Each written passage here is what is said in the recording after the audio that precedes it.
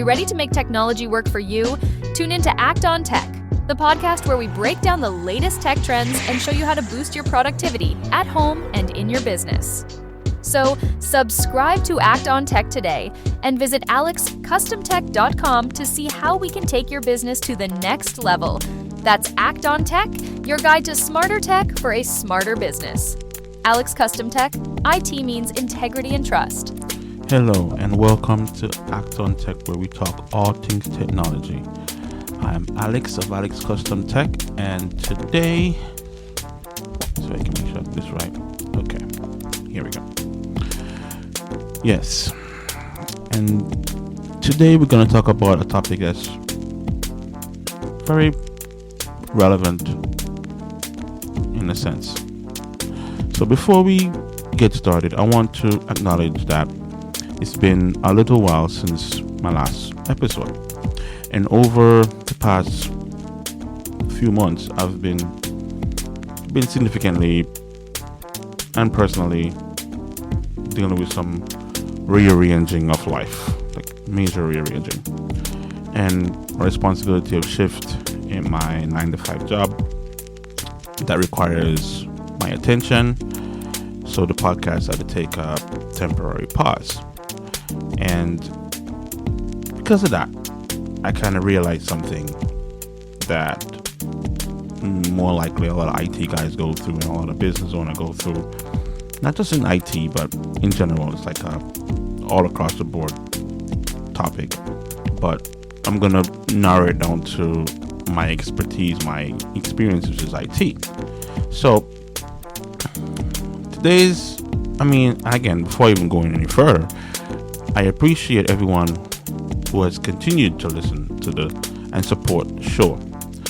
And today we're back, and I'm gonna take on this topic as the first topic when I return.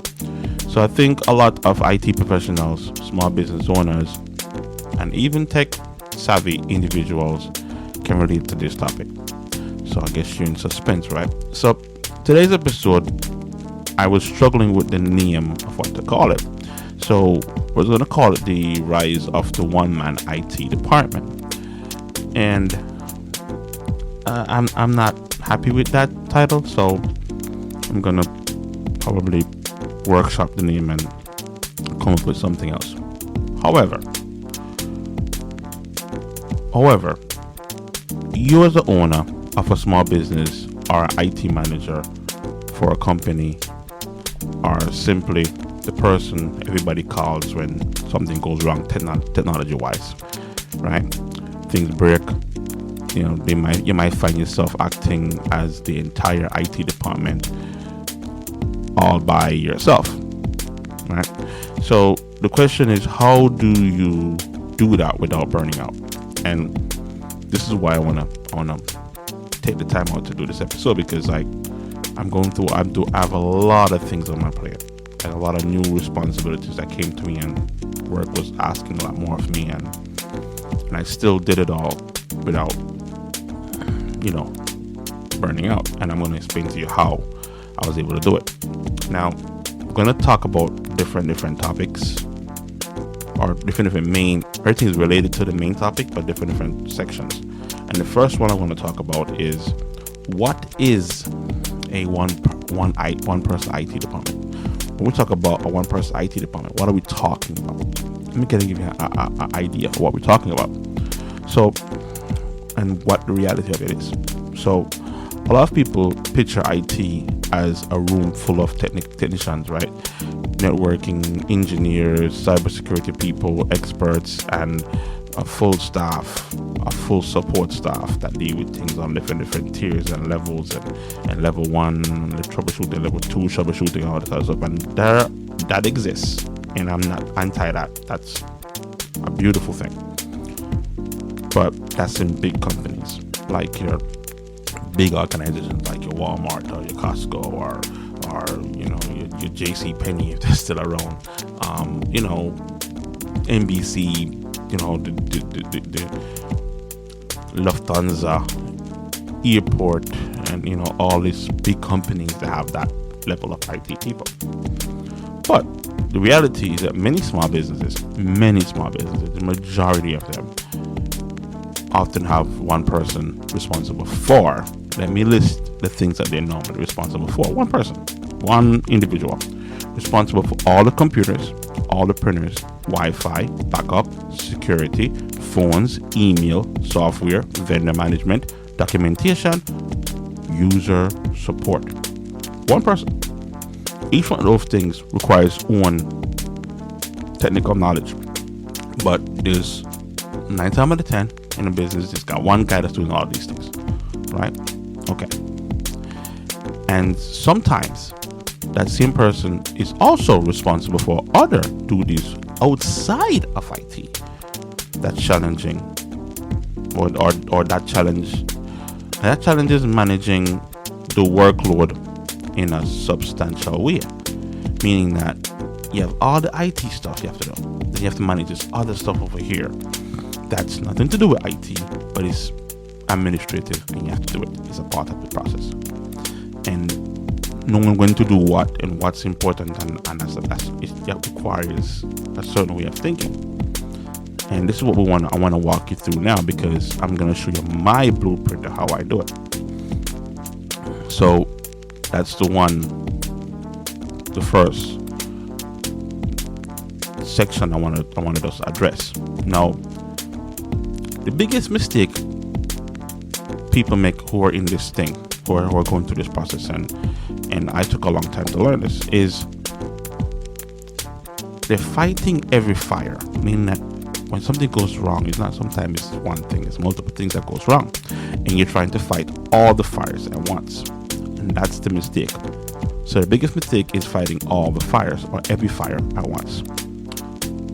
How I approach it is, one of the biggest causes of burnout in IT is constantly living in a reactionary mode. I kind of hinted at this on some of my podcasts in the past. The reactionary mode is the problem, right? Something breaks, you fix it. Something else breaks, you fix that. And then another issue appears. Before long, you're spreading all of your energy and time and reacting to a whole bunch of things involving at once. So I've learned that when you walk into an environment with 10 problems, for example, you don't solve 10 problems at once. I want to kind of slow it down right here. I want you to understand what I'm saying. You solve the most important one. Here's how you evaluate it, right? Because at the end of the day, then you move to the next one. So you solve the most important problem first, then you move to the next one. Technology can feel overwhelming when you are looking at everything, every issue at the same time. But when you focus on one problem at a time, the chaos becomes manageable, and it is chaos, right? And I don't know how auto mechanics do it, but I have a couple of cars here that I work on myself, and how I do it is that I work on cars myself to the point that I can, and if I can't do that particular job, I'll take it to the mechanic, and there'll be an engine light on, right? And some people just think that the engine light on is because of the sensor, and that's it. But not 9 times out of 10, it's just the sensor telling the computer that something else is going on. So you can't just change the sensor. You got to find what caused the sensor to go off. Maybe the sensor is fine. Maybe something else in the engine is going on, right? So it's not just, but you have to trace it back. Another analogy I can use is like triage. When somebody's sick and they go to the doctor with an illness, doctor have multiple illness, but doctor have to deal with the one thing that's dire, the most dangerous one, and then he work his way back down. That's kind of how I do things in IT. So, another segment: automation is your best employee. Now, the reason why I can navigate, and again, I'm doing this and I'm not perfect, right? It's a lot of things. A lot of people probably wouldn't like how I work because what they think is important, I don't think is important in the grand scheme of things, because I do the triage and I weigh things, and that might be not good because a client might be like, well, this is important to me, but I'm like, based on your business, it's not. That's a nice to have, that's a convenient thing, but your internet is up, your phone is working, those are the most important things, right? What your font and your computer is doing is not really that dire. I'll work on that later. I'm more concerned about getting the internet back up. I'm more concerned about getting the phones to work. I'm more concerned about you getting your emails and you getting your voicemails than I'm worried about a font. Again, some people might take offense to that because I'm like, well, I must do whatever I'm told. I'm like, no, that's not how I operate. I weigh things, then I make a decision. So automation is your best friend. So whatever you can automate in your business, you do so, and you automate things that are repetitive. So if you are one person IT department, automation is one of the most valuable tools you can have. Every task you automate is one less thing you have to remember. For example, here's some of the things you can automate. You can automate backups. Talked about this before. You can automate monitoring, because I do a lot of monitoring for different systems, different networks. That's automated. You can automate schedule updates. You don't have to worry about going to get updates from Windows. You can automate that. You can automate the updates on Mac. You can automate reportings. You can automate, okay, every 3 months, whatever, run this report. You can automate password management systems. You can automate inventory, which is very important. Right, I'm going through that process right now because I'm building out a system at home, completely unified system, and Unify has something embedded in its software that helps me with the inventory. What it does, it allows you, a one-person IT department, to accomplish more than you would on your own. If you find yourself performing the same task every day, try to find a way to automate it. That will also help, right? So if you can automate it. Now, next segment. Assign responsibility on specific dates. This is one of the ones that I really enjoy. And again, it's like a love-hate relationship with this step. But this step helps me a lot. But I still have a lot more to learn from this step. But this step's helped me immensely. I'm going to explain to you. But assign responsibility to specific days. Another lesson that I've learned is that every responsibility needs attention. No, every responsibility don't need attention every day. One person IT department can become overwhelmed is because they're mentally carrying every responsibility all the time. And I can tell you, I can relate to this one. This is a hard one for me. Right? Because I know all the things I got to get done. But instead of carrying that, create structure. For example, this is not my schedule, but this is an example I'm talking about. Monday might be for planning and reviewing. That's a Monday. It's the two things. Monday, you plan and review. That's all you do. Tuesday, you might be for documentation. Because that could take some time. Right? Wednesdays could be for projects, for the projects you have. Thursday could be for maintenance, and Friday might be for following up with preparation for the next week, right? And it's not an exact thing, but it's what you can do, and it doesn't matter how you do it really, as long as you separate things by days and give yourself 2 or 3 tasks to do, and then you do those. Now, again, from my experience, I have this. I have a list. I've reworked it 15 different times, and I'll get up on a Saturday and I'll do 2 things on my list or 3 things on my list that I planned on doing the Friday before the Saturday, right? And I'll go on the Saturday and I'll knock that out before like 1 o'clock in the afternoon, and I'll still feel sad because I know I got 25 different things that I want to do. But again, I'm sad, but I still did the 3 things on my list. And what's good about that is that I'm doing something every day, right?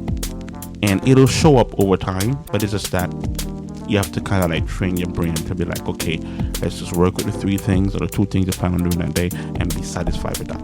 And that's something that I am still working through right now. But I'm telling you, this works because you're constantly moving the boulder.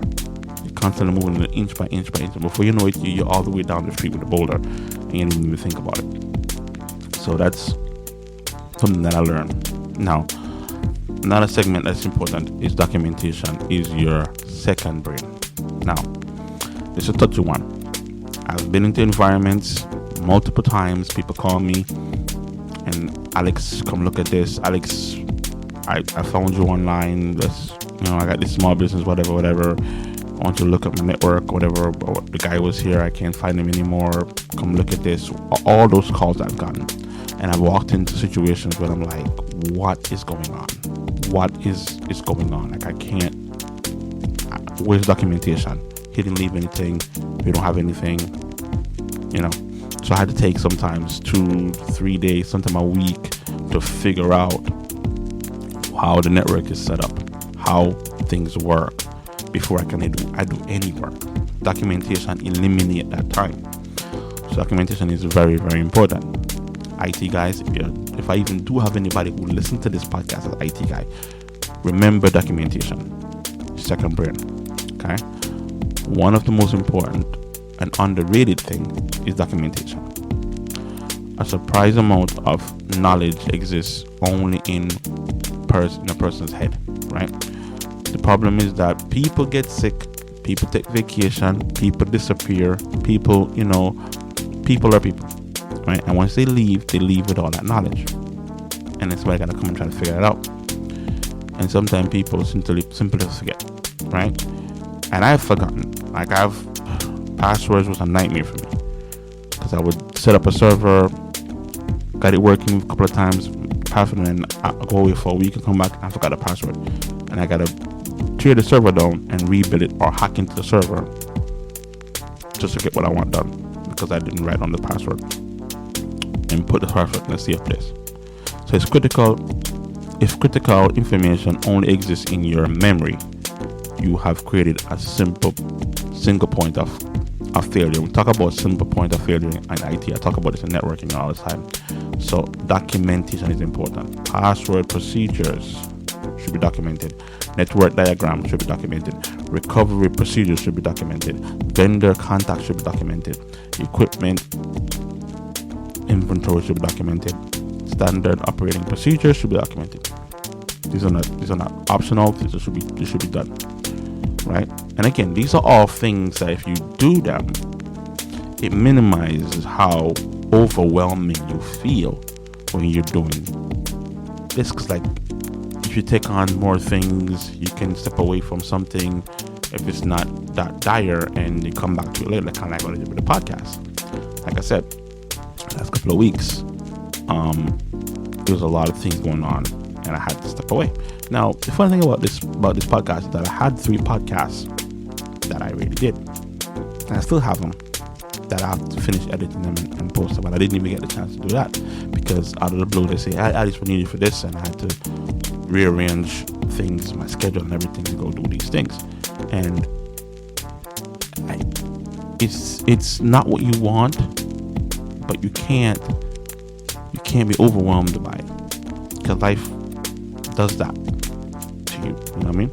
So preventative IT is better than reactive IT, and this is kind of how I approach it. And this is kind of a controversial thing now for my business because again, I have a lot of old clients that residential that are a little bit disappointed in me moving towards a small business focus, and I don't. It's residential is too reactive, and the time it takes and energy it takes is just not worth because I can't overcharge them. I don't want to overcharge anybody. So when I do the cost benefit analysis, it's just not feasible. And technology is at a point now where residential people don't need to be repairing things. They could just purchase things, right? As long as they do backups, they can replace a computer and not skip a beat, The only things I'll do with residential right now, like I told you before, is the camera system. Like I'll install cameras and I go and I'll maintain them and all that sort of stuff. But that's it. I don't even do networking for them, because again, unless I really don't, because bringing a unified system in somebody's house, apartment, makes no sense. Now again, there are people who have, because I've had friends that have big houses and I recommended Unify for them, but these guys have it's kind of like my house. They have multiple rooms and they need VLANs to be set up, and they have a man cave that gotta get a lot of networking going down there. So that's a different case, but that's like a buddy to buddy thing, and I'll go in and I help them with that. I'm not charging them for that, but small businesses, mid-sized businesses only. That way I can eliminate or really prevent this reactive IT thing that I hate so much. So this is probably the biggest thing, the biggest lesson I've learned over the years, right? Good IT is not fixing problems. Good IT is preventing the problems in the first place. And reactive IT says we'll deal with it when it breaks, which is one of the things that I don't like. When people even say it. Preventative IT says let's make sure it doesn't break.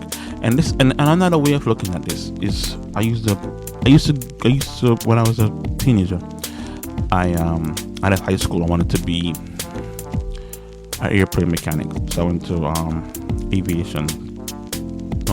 went to school where I learned how to fix planes, right? For a couple of months, and life happened, and I stopped doing it. But one of the things that they taught was that you don't wait for a part in a plane to break. You replace it before it breaks. That way the plane stays in the air, because you don't want it to break in mid-flight. And that's a good analogy. That's why planes are so safe, because they repair the things before it breaks. They address the problem before it becomes a problem.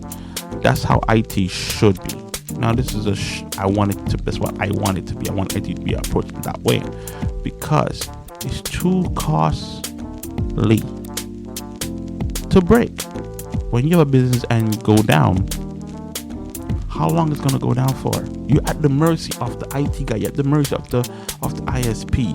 You're at the mercy of all these things, when you could have prevented it from before by having MSP in there helping you keep your business up. And even if it does go down, if you have an IT guy, you know who to call and he knows what to do. If you're not, I'm not coming in there off the fly looking for documentation for 3 days. I know exactly what's going on because I already have the documentation already. So this is not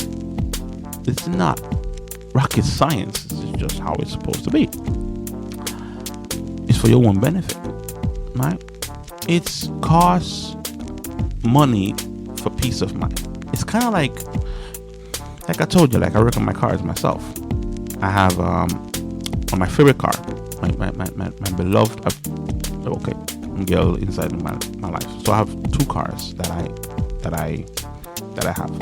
working on. I have my workhorse, which is my Ford Transit Connect 2016 XLT, right? That's my workhorse. That's the car I drove up and down every day. That's my IT car. I'm running around. I go to clients with that. That's my car, right? If the brake goes, I'll take the wheel off and I'll look at the brake and I'll try to fix it myself. If it's gonna take me more than like 2 to 3 hours to fix it, I'm putting back the wheel on and taking it to the garage. Okay, I'll pay the money for them to do it. My other car that I'm working on is my Nissan Altima. That's my car. I've had that car for years, and that car, I'll sit with it and I'll turn wrenches and I'll spray things on the rusty bolts, and I'll spend my time, my sweet little time and energy and effort, and I only take it to the mechanic unless I need a lift. I need to take something down underneath the bottom of the car. My garage is not big enough to do that. That's the one time I go to the mechanic. Everything else I do myself. Different cars, different approach. One, there's no time frame on it. There's no I gotta get it fixed by Monday or else, and with the workhorse, I need that to be running all the time. I can't be down for a long period of time. So that one, if I can get it done faster by this guy over here than myself, I'm gonna make that call.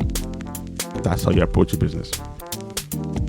Your house, you don't have to worry about. But your business, you don't have the time to wait. That's what I'm talking about. All right. So preventative IT versus reactive IT. You know my stance on that. Right. Monitoring drive health, for example. Monitoring drive health before drives fail. Verifying backups before you need it. Applying updates before vulnerabilities are exploited.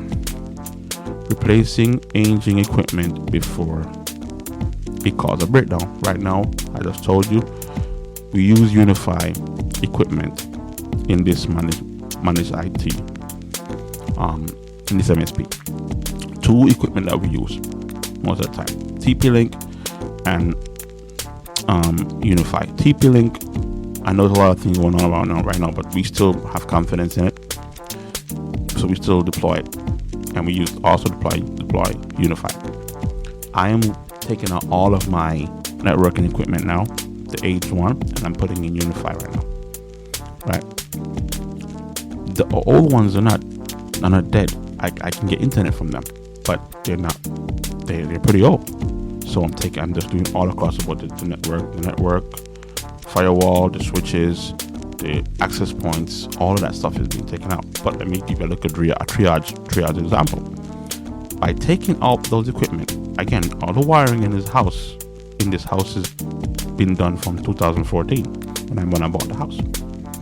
Right? Some of the wires that I'm putting here is not Cat 6. Some of them are Cat 5e. Right? I'm not even sure about the terminals. Right? Some of them are not doing gigabit. They're doing 10100 as far as like speed. I can rip them out and change the cables, but it's not dire.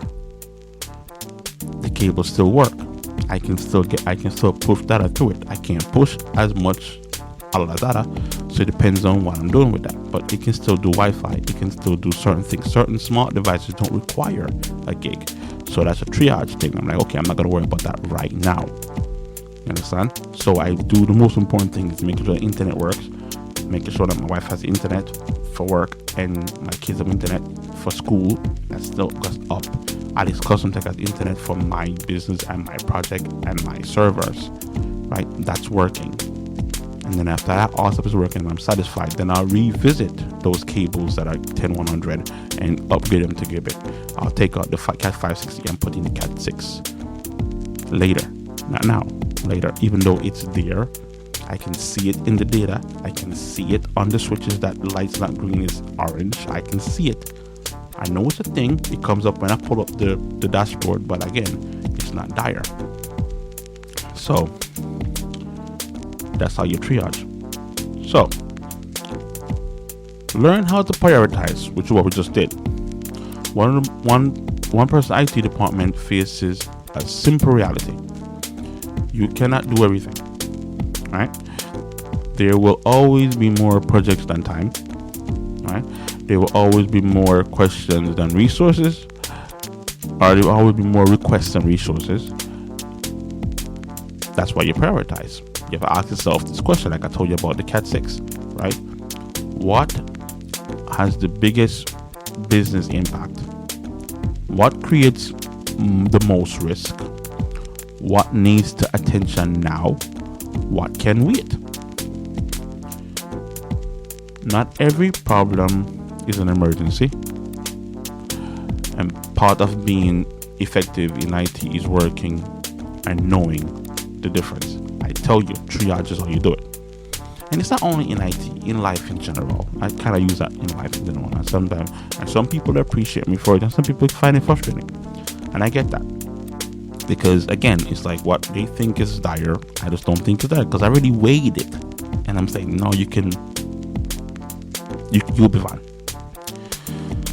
So build system, not heroics, And a lot of IT professionals take pride in their work, myself included.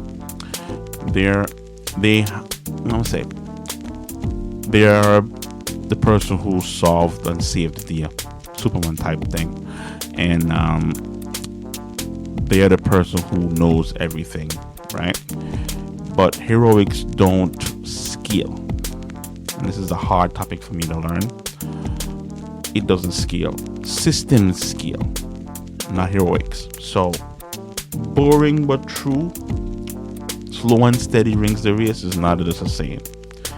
I'd rather build a system that prevents the emergency than becoming famous for fixing it.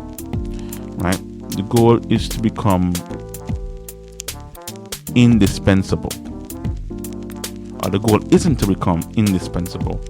The goal is to create an environment that runs smoothly and predictable. Boring is the key.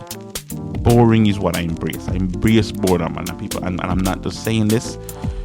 I really do, and I don't care. My podcast is pretty boring.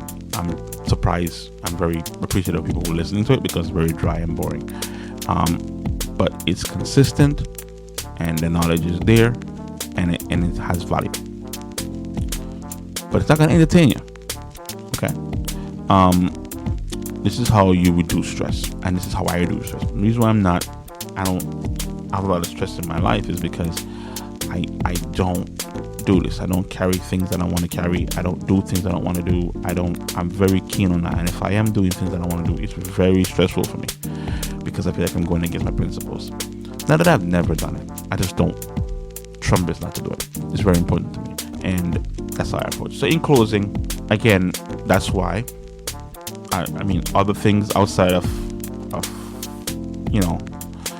my day-to-day job was calling me for the last month, and I had to answer the call, and that's why I wasn't able to do the podcast like I used to. But I still appreciated that people still listened, and I appreciate that 100%. And I'm back, and I will be doing podcasts every Wednesday like I normally do. So stay tuned. And the rise of the one-person IT department, which I'm not sure if it's a rise, because I don't have any data to say it is, but I do it by myself, right? It's not about systems, it's not about organization, it's not about automation. It's about understanding that you don't have to solve every problem. The goal isn't to work harder. The goal is to create systems that make your work manageable. And AI and automation is helping people like myself to navigate a world that it would have been otherwise very difficult to do. And again, it keeps us working by ourselves longer than we would, but it's good because I prefer it by myself. I really do. I prefer this than working with others. And then I would never work with anyone. If I grow, I would have to bring people in, no problem. But right now I'm very happy with the solo thing, and thank God for all these technology and tools that I have that I can use it. So in closing, thank you for staying with Alex Custom Tech. Check out the website. Still working on the recommended page. I'm going to put that back up as soon as possible, but the website is the hub. Go there. If you want to reach out to me, you can call, leave a message. The fastest way is to fill out the form on the website, though. That's the fastest way to get a hold of me. And like I always say, stay productive. You've been listening to Act on Tech, powered by Alex Custom Tech. We help small businesses take control of their technology with secure networks, reliable backups, and systems designed to run without interruption. No guesswork, no quick fixes, just IT that works the way it should. For business services and professional camera installations, visit alexcustomtech.com. Stay connected, stay secure, and stay in control. This is Abby from Polyvinyl 97 FM saying thank you for listening to Act on Tech, and we'll see you next Wednesday, same time, same place.